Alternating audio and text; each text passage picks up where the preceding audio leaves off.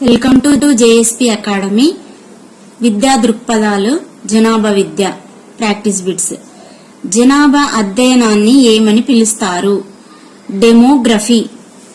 జనాభాని తగ్గించడంలో విద్య శక్తివంతమైన సాధనమని మెక్సికో ఎప్పుడు గుర్తించింది? 1935. జూలై 11ను ప్రపంచ జనాభా దినోత్సవంగా జరపడానికి ప్రధాన కారణం ఏమిటి? 1987 జూలై 11 ప్రపంచ జనాభా 500 కోట్లకు చేరింది.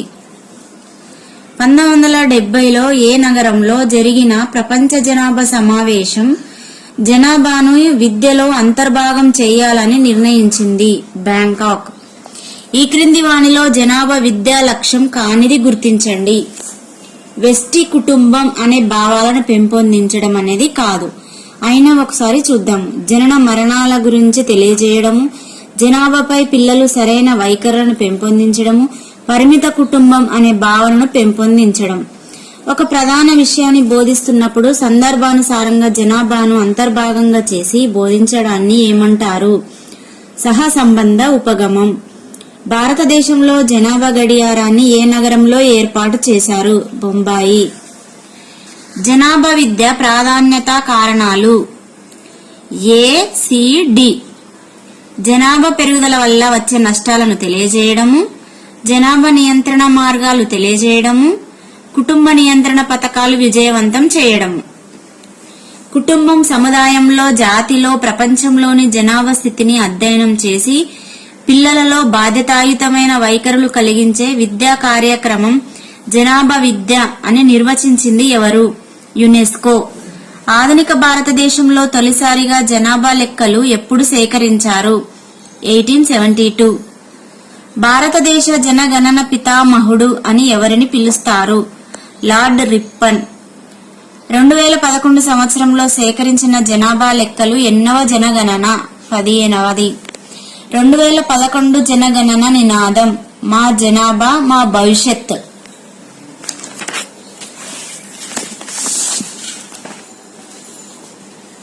2011 జనగణన అనుసరించి కింది వానిలో సరైన వాటిని గుర్తించండి. ABCD సరైనవే.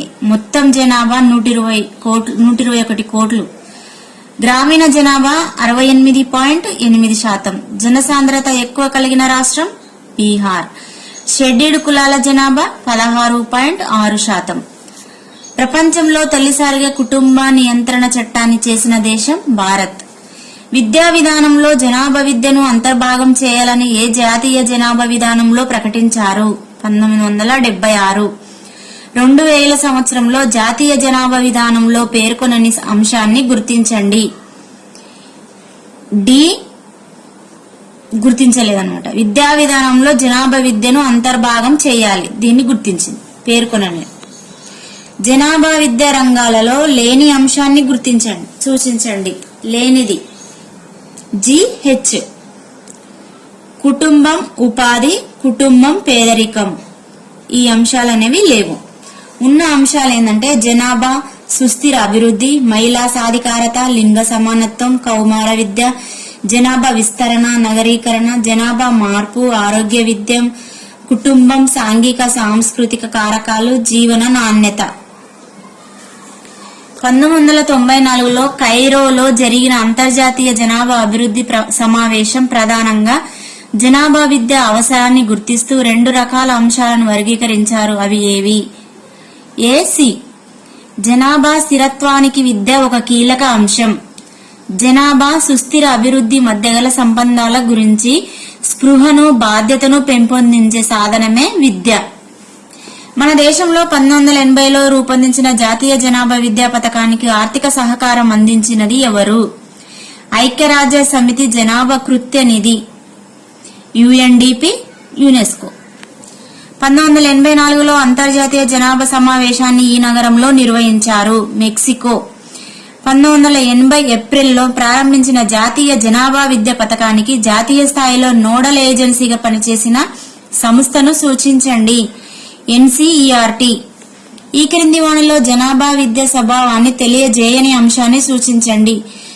జనాభా స్థిరత్వంపై అవగాహన కలిగించదు అనేది తెలియజేయలేదు. తెలియజేసిన అంశాలు ఏంటంటే జనాభా సమస్యను మేల్కొల్పుతుంది, పరిమిత జనాభా విధానమును మెచ్చుకునే వైఖరిని విద్యార్థుల్లో పెంపొందిస్తుంది, జనాభా విస్ఫోటనానికి కారణాలు మరియు జనాభా విజ్ఞానాన్ని కలిగిస్తుంది.